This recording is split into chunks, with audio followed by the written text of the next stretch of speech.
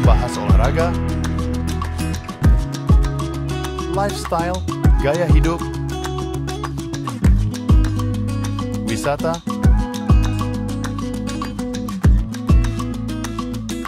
budaya,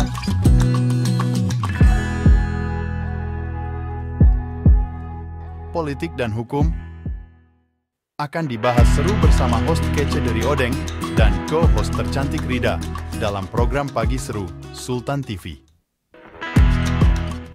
Kembali lagi pemirsa di Pagi Seru, ulas berita no kaku-kaku. Dan tentunya nih di segmen kedua ini ada berita dari Presiden terpilih Bapak Prabowo Subianto nih, yang kemarin menemui Presiden Joko Widodo di Istana Kepresidenan Jakarta. Nah, ini juga ada berita dikutip dari CNN Nasional nih ya.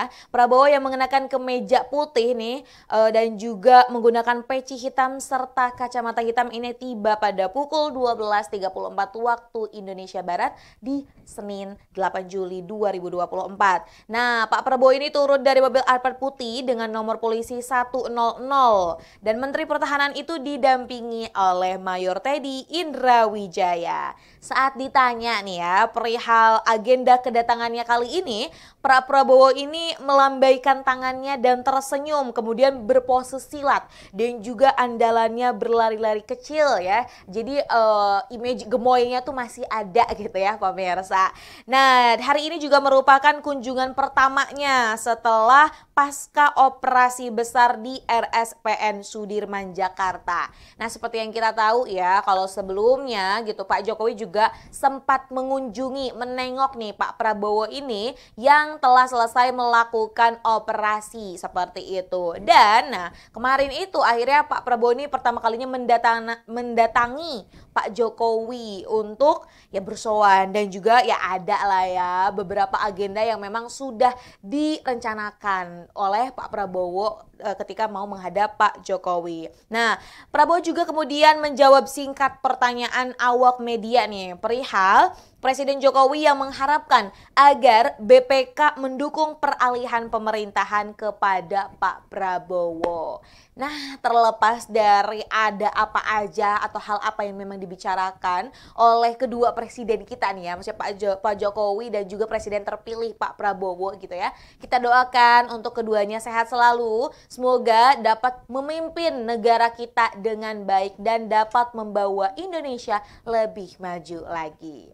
Nah, baik pemirsa, selanjutnya nih ada berita dari KPK nih ya. Ini ada hadir KPK mengusut korupsi pembangunan shelter tsunami di Nusa Tenggara Barat dan juga ada tersangka BUMN ya. Waduh ya, lagi dan lagi nih akhirnya KPK ini menemukan dan juga mengusut dugaan korupsi pembangunan shelter atau tempat evakuasi sementara tes dari tsunami di NTB. Yo, toh ya, ini padahal adalah salah satu tadi ya shelter ketika ada bencana gitu ya, tapi masih aja dikorupsi. Nah, juru bicara KPK nih ya, Tessa Mahardika ini mengungkapkan pemirsa bahwa pembangunan shelter itu dilakukan oleh Satuan Kerja Penataan Bangunan dan Lingkungan, Kegiatan Pelaksanaan Penata Bangunan dan Lingkungan PBL, Kementerian PUPR Perwakilan NTB pada tahun 2014.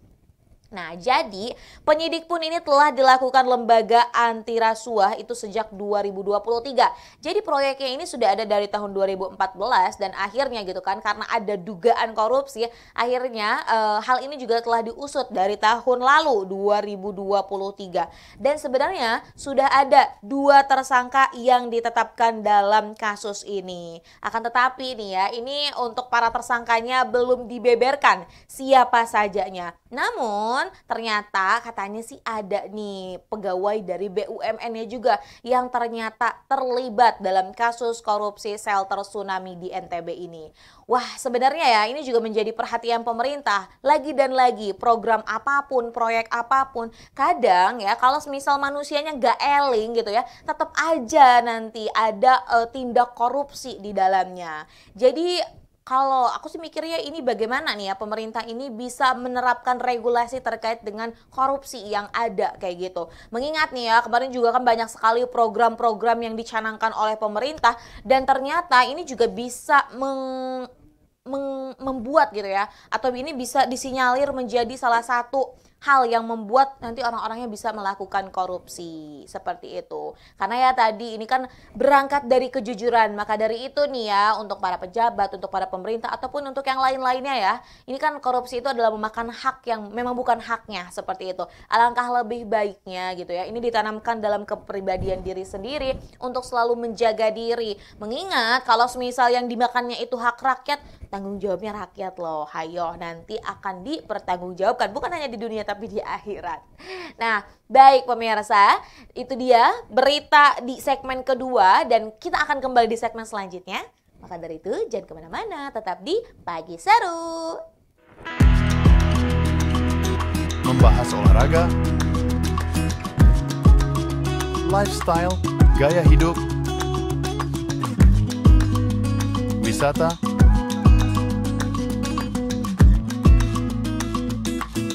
budaya,